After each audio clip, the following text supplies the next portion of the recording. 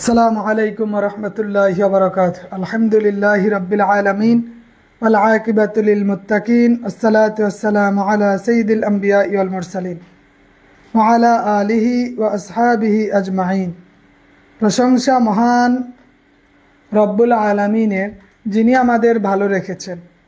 আজকের এই ক্লাস থেকে আমাদের 10 নাম্বার নিশ্চিত। কত নাম্বার? 10 নাম্বার। এই 10 নাম্বারের জন্য এটা গুরুত্বপূর্ণ।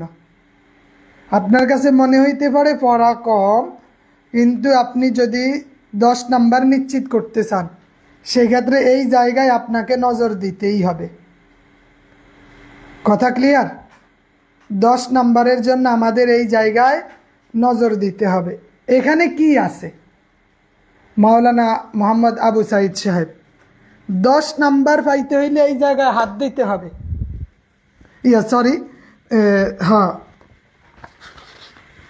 তাহলে আমাদের এই জায়গায় মোটামুটি নজর দিতেই হবে, কারণ আমরা জানি 2টা প্রশ্ন থেকে যেই কোনো একটা প্রশ্নের জবাব দিতে হবে। আজকের এই ক্লাসের উপর 2টা প্রশ্নের একটার জবাব কিন্তু আপনার লিখতে হবে। 10 নাম্বার। তো 10 নাম্বারের জন্য আমার কি করা উচিত? একটু তো কষ্ট করতে হবে। ইবতেদায়ী মৌলবী যা লেখেন পাস করবেন। লিখিত পাস সহজ, প্রিলি কঠিন। প্রিলি প্রস্তুতি, প্রিলির জন্য যদি 3 ঘন্টা দেন, লিখিতের জন্য 1 ঘন্টা সময় দেন, কিন্তু আপনাকে প্রিলিতে টিকতেই হবে। প্রিলি অতিক্রম মানে আপনার চাকরি নিশ্চিত। মামুন রশিদ সাহেব, আলাইকুম আসসালাম। তো আমরা প্রথমেই দেখি হজের আবিধানিক। এখানে কি আছে? হজের আবিধানিক ও পারিভাষিক অর্থ। হজ কত প্রকার ও কি কি? আফদালুল হজ কোনটি? ইমামদের মতামত বর্ণনা করো। হজ কত প্রকার ও কি কি, এইটা আমাদের দেখতে হবে।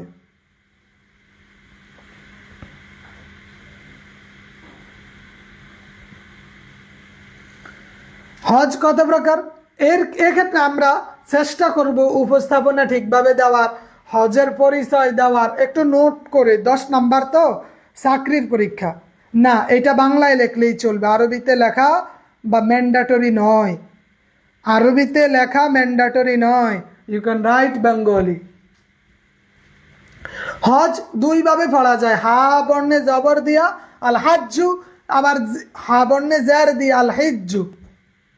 যখন আল হাজ্জু হবে তখন এইটা হবে মাসদার, আল হিজ্জু হলে এইটা হবে ইসম। হজ শব্দের অর্থ কি? হজ শব্দের অর্থ কি?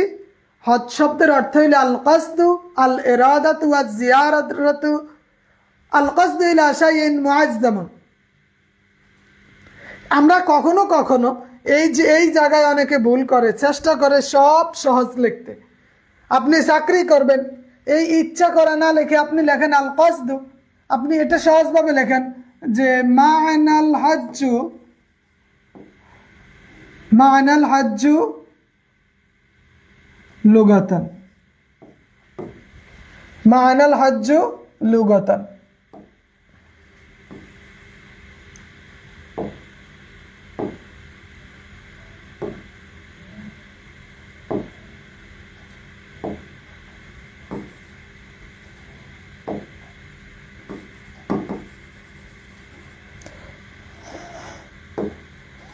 তাহলে আমরা কি লিখতে পারি? মা'নাল হাজ্জু লুগাতান। এইটা লেখার পর আমরা লিখতে পারি আল কসদু আল ইরাদাতু, ইরাদাতু আজ জিয়ারাতু। আমরা আরবি এই শাব্দিক অনুবাদগুলা কি আরবিতে লেখার চেষ্টা করব। ইংরেজিও আমরা দিতে পারি, যেমন two wish, two want, to visit, to make decision. আমরা যদি যে এটার লুগাতটা আমরা যদি 7-8টা শব্দ দিয়ে দিতে পারি, 1 পৃষ্ঠা হয়ে গেল, সহজেই 1 পৃষ্ঠা উত্তীর্ণ হয়ে যায়। 2 নম্বরে যখন আমরা এটার পারিভাষিক সংজ্ঞায় যাব, আমরা বড় সংজ্ঞায় না যাই, ছোট সংজ্ঞা লিখি, চেষ্টা করি আরবিতে সংজ্ঞাগুলা দেওয়ার। কি আরবিতে সংজ্ঞাগুলা দেওয়ার? যেমন এখানে আপনি আল্লামা বদরুদ্দিন আইনি একটা সংজ্ঞা দিয়েছেন, সহজ সংজ্ঞা। আল হাজ্জু হুয়া কসদুল বাইতি আলা ওয়াজহিল তাজিম। সম্মান প্রদর্শনের জন্য কাবা গৃহে জিয়ারতের সংকল্প করাকে হজ বলে। শরহু বেকায়া গ্রন্থকার টিকাকার বলেন, টিকাকার কি বলছেন? আল হাজ্জু হুয়া জিয়ারাতু মাকানিন মাখসুসিন ফি ওয়াক্তিন মাখসুস, নির্দিষ্ট সময়ের নির্দিষ্ট স্থান জিয়ারত করাকে হজ বলে। আমরা এই যে বদরুদ্দিন আইনি এবং শরহ বেকায়ার টিকাকার দুইজনের আরবি দুইটা সংজ্ঞা যদি লিখি, তো আমার তো আরবি মোটামুটি লেখা হয়ে যায়। এই লুগাত এবং মা ইস্তিলাহান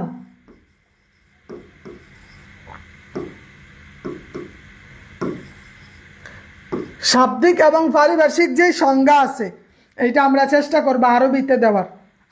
আপনি আলেমে দিছেন, দাখিলে ব্যবহার করছেন, এখানেও পারবেন, তাই না?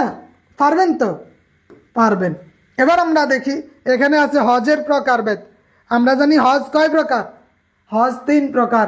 হজ্জে তামাত্তু, হজ্জে কিরান, হজ্জে ইফরাদ। ইফরাদ মানে সিঙ্গেল হজ। ইফরাদ মানে কি? ইফরাদ মানে সিঙ্গেল হজ।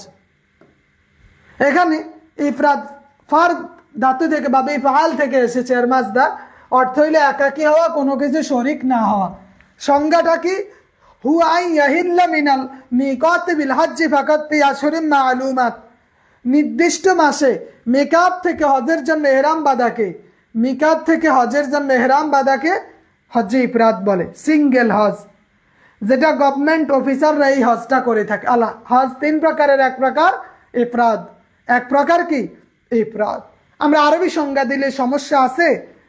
আহমদ হোসাইন সাহেব, আমরা যদি টুকটাক সংজ্ঞাগুলো, ফিকার সংজ্ঞাগুলো আরবিতে দেই, লেখা কি স্মার্ট হয় না? অন্যকে যেখানে 6 দিবে, আপনি আরবি লেখার কারণে আপনাকে 9 দিবে। এইটা আপনার অনেক কাজে দিবে। শাব্দিক 6-7টা দিবেন, পারিভাষিক 2টা দিবেন বড়গুলা, আর যখন সাপ চলে আসবে এগুলার একটা করে সংজ্ঞা দিলেই হবে, একটি সংজ্ঞা। মূলের পারিভাষিক সংজ্ঞা দিবেন 2টা-3টা, শাব্দিক দিবেন 7-8টা। যখন ভিতরে ঢুকবেন তখন একটা করে সংজ্ঞা দিলেও হয়, বা 2টা দিতে পারেন, অথবা আরবি বাংলা 2টা মিলাইয়াও দিতে পারেন। ইসলামী শরীয়তে হজের সংজ্ঞা, ঠিক আছে? আচ্ছা, এবার আমরা দেখি কি বলল। হজ্জে তামাত্তু, এটা কোনো বস্তু উপভোগ করা বা কোনো কিছু হইতে উপকার লাভ করা, হজ্জে তামাত্তু।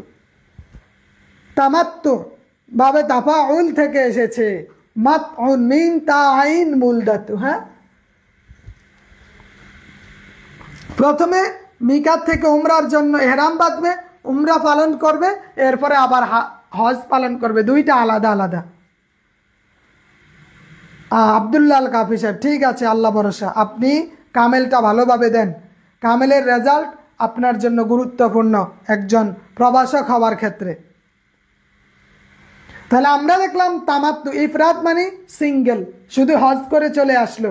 তামাত্তু মানে জিরায়া জিরায়া কাজ করা, 2টার মাঝখানে ব্রেক দেওয়া। আগে উমরা করছে, আগে কি করছে? উমরা পালন করছে, এরপরে হজ, এরপরে কি? হজ। তাহলে উমরা আলাদা, যে প্রথমে মিকাত থেকে শুধু উমরার জন্য ইহরাম বাঁধবে, উমরা পালন করে হালাল হয়ে যাওয়া, আবার ইয়াউমুল তারবিয়াতে ইহরাম বেঁধে হজ পালন করা, যেখানে হজ উমরার মাঝে হালাল হয়ে ফায়দা গ্রহণের সুযোগ থাকে, তাই এটাকে বলে তামাত্তু। এটাকে কি বলে? হজ্জে তামাত্তু বলে। 3 নম্বরে আমরা দেখি হজ্জে কেরান। হজ্জে কেরান কি? হজ্জে কেরান হইল, আমরা প্রত্যেকেই জানি, একই এহরামে হজ এবং উমরা শেষ করা। কেরান মানে একত্রে মিলে থাকা, বাবে মুফাআলা থেকে এসেছে, এজন্য সঙ্গীকে কারিন বলা হয়। তাহলে হজের মাসে মিকাত হতে একই সাথে নিয়ত করে একই এহরামে হজ এবং উমরা পালন করাকে হজ্জে কেরান বলে। এরপরে আমরা দেখব আফদালুল হজ। জি না, সিরিয়ালে লিখতে হবে আতাউর রহমান, ক খ গ ঘ, এভাবে সিরিয়াল মেনটেন করতে হবে, নাইলে পরীক্ষকের বিরক্তির কারণ হবেন। এই কাজ করা যাবে না। আফদালুল হজ, 3 প্রকার হজের মাঝে কোনটা উত্তম? এর মধ্যে মত পার্থক্য আছে সব জায়গায়। ইমামদের মতবাদ, ইমাম আহমদ ইবনে হাম্বল বলেন হজ্জে তামাত্তু উত্তম, হজ্জে কি উত্তম? তামাত্তু। দলিল দিছে হযরত ইবনে ওমর থেকে বর্ণিত, তামাত্তু রাসূলুল্লাহ সাল্লাল্লাহু আলাইহি ওয়াসাল্লাম, আল্লাহ রাসূল যে তামাত্তু হজ পালন করেছেন এটা তার দলিল। ইমাম মালিক রাহিমাহুল্লাহ কি বলেন? ইমাম মালিক বলেন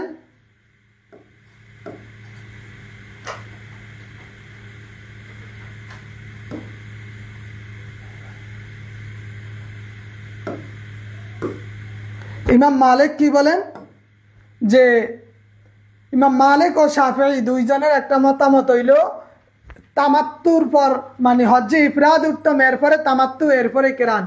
আগে হইছে ইফরাদ, 2 নম্বরে তামাত্তু, 3 নম্বরে কেরান।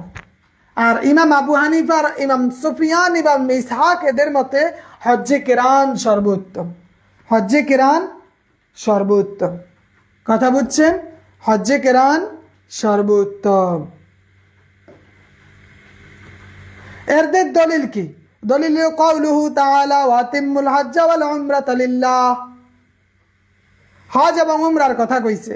আন জাবির আন্না নবী সাল্লাল্লাহু আলাইহি ওয়াসাল্লাম করনাল হজ্জ ওয়াল উমরা। জাবির রাদিয়াল্লাহু তাআলা থেকে বর্ণিত, তিনি বলেন এই বিষয়টা। এই জন্য এগুলা পিডিএফ আছে, আপনার যদি দাখিলের কোনো গাইড থাকে, ফিকা গাইড, ওই গাইড অনুসরণ করতে পারেন। যে ফিকা গাইড, যেই কোনো গাইড থেকে এগুলা পড়তে পারেন, কোনো সমস্যা নেই। যেই কোনো গাইড থেকে পড়েন, কোনো অসুবিধা নাই। এরপরে আমরা দেখি যে যার উপর হজ পালন করা ফরজ। আমরা জানি মুসলমানের উপর হজ পালন করা ফরজ, স্বাধীন ব্যক্তি হজ পালন করা ফরজ, প্রাপ্তবয়স্ক হইলে, জ্ঞান সম্পন্ন হইলে, সম্পূর্ণ সুস্থ হইলে, পরিবারের নিত্য প্রয়োজনীয় খরচ ব্যতীত হজে রওনা থেকে শুরু করে বাড়ি ফেরা পর্যন্ত ব্যয়ভার বহন করার সক্ষমতা থাকলে আপনি হজ করবেন। ঘরে ভাত নাই, আপনার জন্য হজ ফরজ না। হজের রাস্তা নিরাপদ থাকতে হবে, অনিরাপদ জায়গায় হজ হবে না। এখন পর্যন্ত আমরা জানি পৃথিবীর ইতিহাসে সবচেয়ে বড় ভয়ঙ্কর 3 বার ঘটনা হয়েছে। 3 বার হজ হয় নাই, 3 বছর হজ হয় নাই, কেউ আসে নাই। কারণ হজ করতে আসার পথে সমস্ত মানুষকে জবাই করে দেওয়া হয়েছিল। দৃষ্টি সম্পন্ন হইতে হইব, অন্ধের জন্য না। মহিলাদের ক্ষেত্রে শর্ত হইল স্বামী অথবা অন্য কোনো মাহারাম পুরুষ থাকতে হবে। বাপ, ভাই, স্বামী, সন্তান এরা সাথে থাকলে সেই ব্যক্তি, সেই মহিলা হজ করতে পারবে। আল্লাহ রাসূল বললেন, লা তাহুজ্জান্না ইমরাউন ইল্লা ওয়া মাআহা যু মুহাররিম, যে এমন না হয়। আমাদের বাঙালিরা হজ্জে কেরান করেন। কি করেন? হজ্জে কেরান। কারণ কি? আমরা মাযহাবে হানাফি, হানাফি মাযহাবের আলোকে সবচেয়ে কেরান হজ করে থাকেন। যারা অফিসার লেভেল আছেন তারা শুধু হজ্জে ইফরাদ করে আসেন। ইফরাদ যারা কি অফিস আদালতে 2-3 দিনের জন্য যায়, হজ করে চলে আসে, এহরাম বেঁধে যায়, হজের কাজ শেষ করেই তারা চলে আসে। এরপরে হজের প্রকারভেদ আমরা জানি। হজের মিকাত, এই যে এইটা গুরুত্বপূর্ণ প্রশ্ন। আমাদের প্রশ্ন কিন্তু এমন হবে একটার মধ্যে কয়েকটা পয়েন্ট দিবে, তো এই জন্য সবগুলাই আমাদের জানতে হবে A to Z। Joule Hulaifa, হজের মিকাত কয়টি? হজের মিকাত হইছে 7টি। হজের মিকাত 7টি। 1 নম্বরে জুল হুলাইফা, এটা মদিনাবাসী, মদিনার পথে মক্কায় আগমনকারীদের জন্য মিকাত, যা মদিনা হইতে 5 কিলোমিটার দক্ষিণে। জাতে ইরাকের এবং ওই পথ থেকে যারা আসে তাদের জন্য এই মিকাত পূর্ব দিকে অবস্থিত। জুহফা, সিরিয়ার অধিবাসীদের জন্য, এটি হারাম তথা বাইতুল্লাহর পশ্চিমে অবস্থিত। জুহফা কারনুল মানাজিল, এটা নজদ এবং নজদের পথে যারা যায় আগমনকারী তাদের জন্য। ইয়া লামলাম, ইয়ামেনবাসীর জন্য। আল হিল, যারা মক্কার বাইরে থেকে মিকাতের ভিতরে আসে বাস করে, মক্কার বাইরে কিন্তু মিকাতের ভিতরে বাস করে, তাদের জন্য আল হিল। আল হারাম, মক্কাবাসীর মিকাত, মক্কাবাসীর মিকাত। তাহলে আমাদের কোনটা বলেন তো? আমরা কোন পথে যাই? আমরা হইছে ইয়া লামলাম, কারণ এটি লোহিত সাগরের তীরবর্তী একটি পাহাড়। বাংলাদেশ ভারত পাকিস্তানিদের হাজিদের মিকাত হইছে ইয়া লামলাম। বাংলাদেশ ভারত পাকিস্তানি হাজিদের মিকাত কই? ইয়া লামলাম।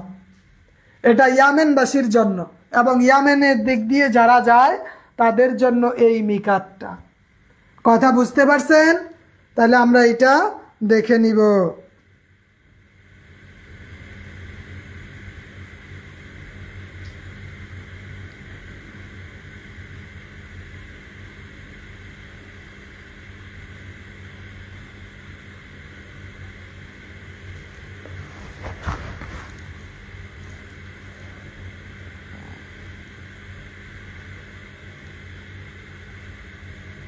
ওকে, তাহলে আমরা জানি ইয়া লামলাম কাদের? এটা আমাদের মিকাত। ইয়া লামলাম আমাদের মিকাত।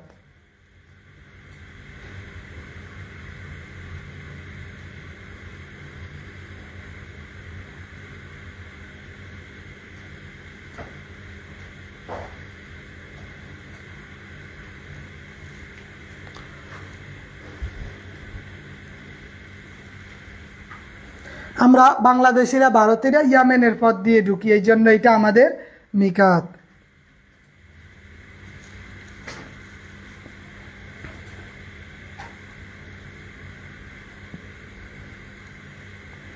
আচ্ছা, এরপরে আমরা দেখি উমরা। উমরার আবিধানিক পারিভাষিক। উমরা এখানে জানি উমরা মানে সাক্ষাৎ করা, জিয়ারাতু আল ইরাদাতু আল কাসদু, আল কাসদু ইলা বাইতুল হারাম। উমরার সংজ্ঞা কি? উমরার সংজ্ঞা হইল আল উমরাতু জিয়ারাতুল কাবাতি ওয়া তাওয়াফু হাওলাহা ওয়া সা'য়ু বাইনাস সাফা ওয়াল মারওয়া। কাবাগর জিয়ারত, তার চতুর্পাশে তাওয়াফ করা এবং পাহাড়ের সাফা মারওয়া পাহাড়ের মধ্যবর্তী স্থানে সাই করাকেই মূলত উমরা বলে। কি বলে? উমরা বলে। শরহে বেকা গ্রন্থকার বলেন আল উমরাতু হিয়া জিয়ারাতুল বাইতুল হারামি আলা ওয়াজহিল মাখসুস। ফিকহুল ইসলামী গ্রন্থকার বলেন ইবাদতের লক্ষ্যে পবিত্র কাবা গৃহে সংকল্প করাকে উমরা বলে। উমরার কিছু শর্ত আছে। উমরার ওয়াজিব দুইটা। উমরার ওয়াজিব কয়টি? উমরার ওয়াজিব আমরা জানি উমরার ওয়াজিব দুইটা। উমরার ওয়াজিব দুইটা।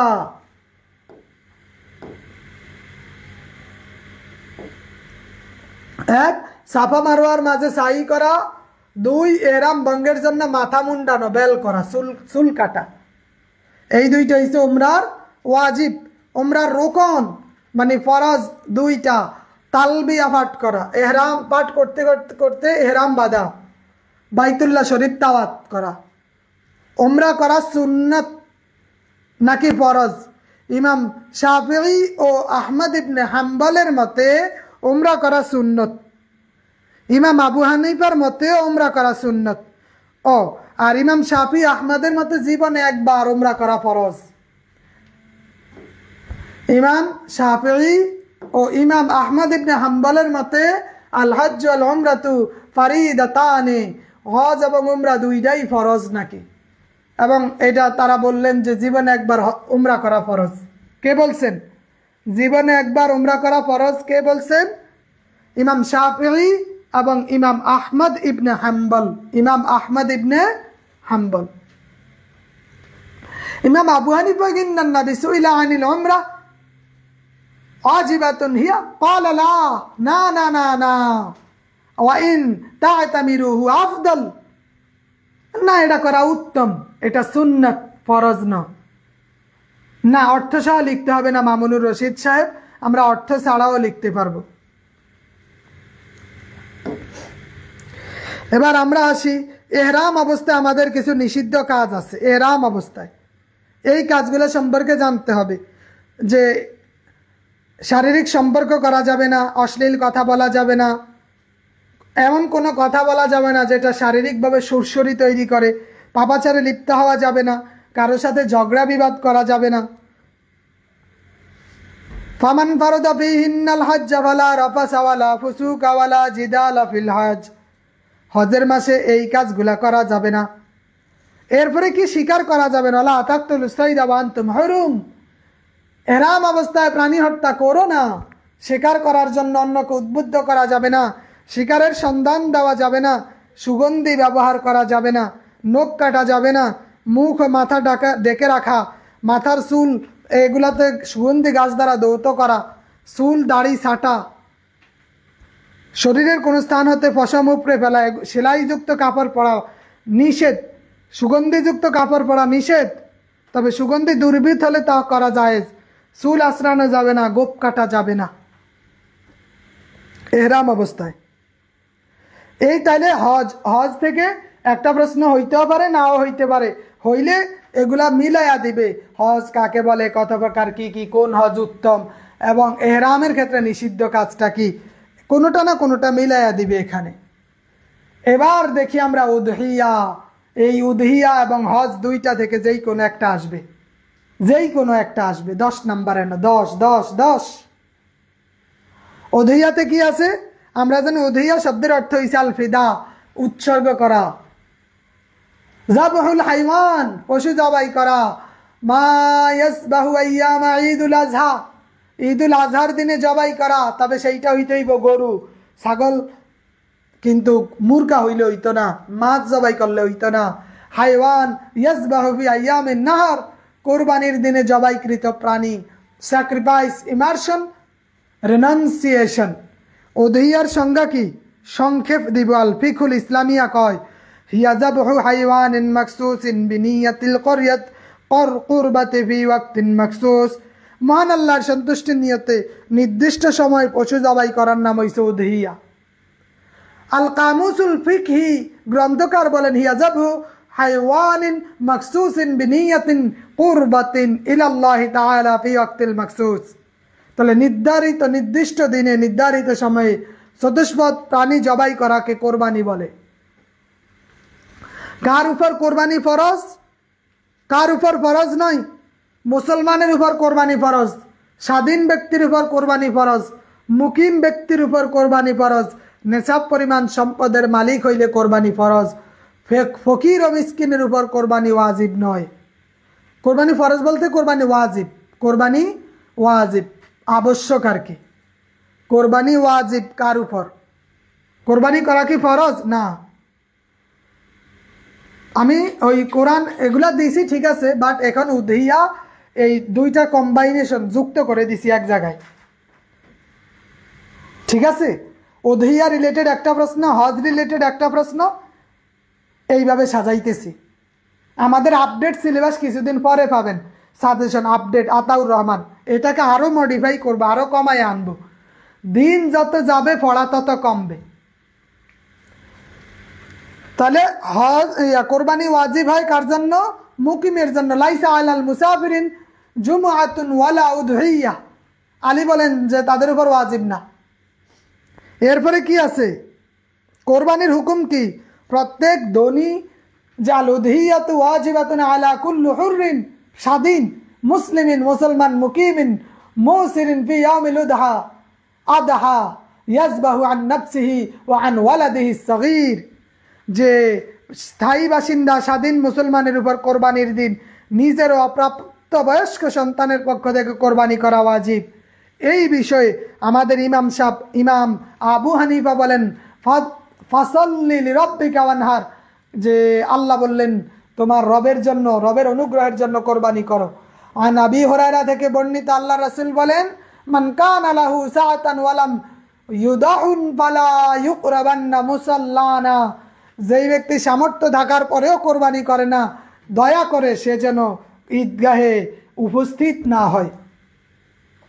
একদম কঠোর করেছেন ইমাম শাফিঈ, ইমাম আহমদ, ইমাম আবু ইউসুফ বলেন যে হজ এই কোরবানি করা সুন্নতে মুআক্কাদা, সুন্নত আর কি, কোরবানি করা সুন্নত। ইমাম মোহাম্মদ ইউসুফ শাফিঈর মতে সুন্নতে মুআক্কাদা।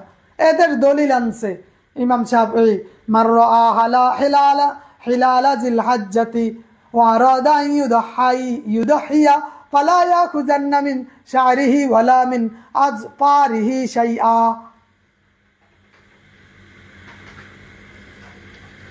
আর ইমাম মুহাম্মাদের মতে কি?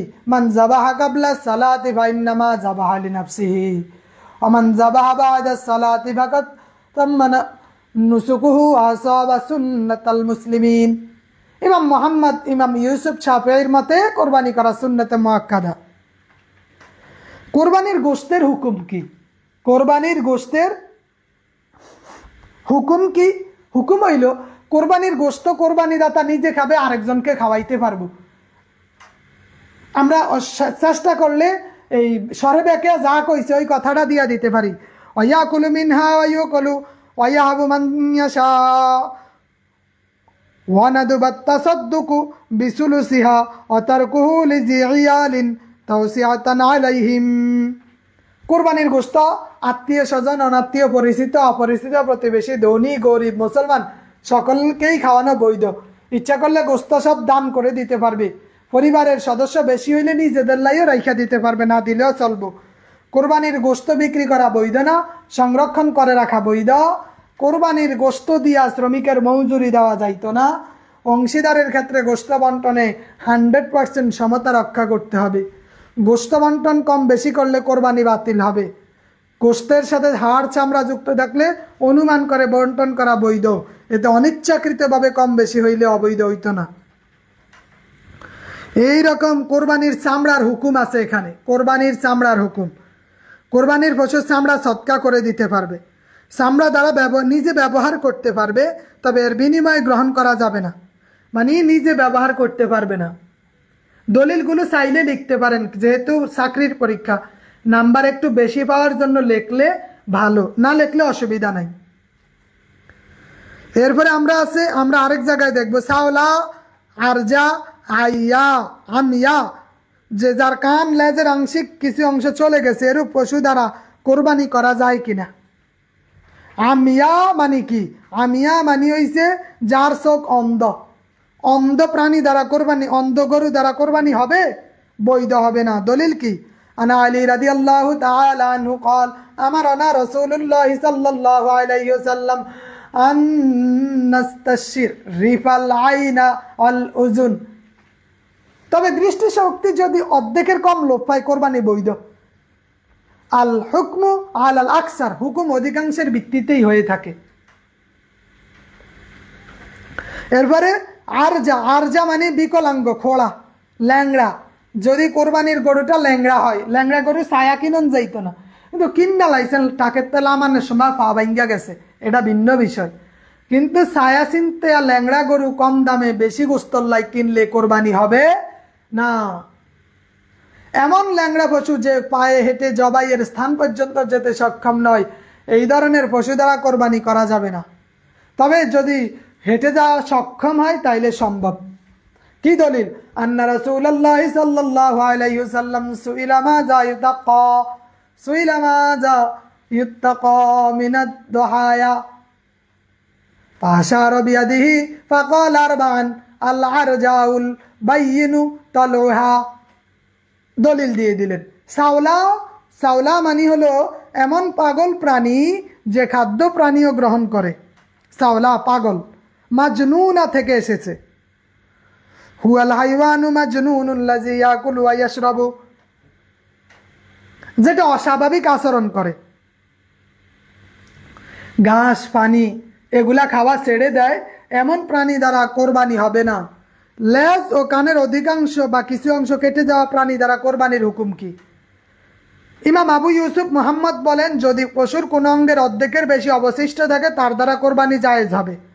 তার দ্বারা কি কোরবানি জায়েজ হবে। আমরা এই যে উদহিয়া এবং হজ, এই দুইটা জায়গার 2 অধ্যায় পড়ব, এখানে আমাদের 10 নাম্বার, অবহেলা করা যাইতো না। কথা ক্লিয়ার? এই 10 নাম্বারে আমরা কি অবহেলা করব না, এখানে আমাদের কোনো আপোষ নাই। এই পড়াটা শেষ করতেই হবে। ঠিক আছে? ওকে, আসসালামু আলাইকুম ওয়া রাহমাতুল্লাহি ওয়া বারাকাতুহু। ভালো থাকবেন, সুস্থ থাকবেন।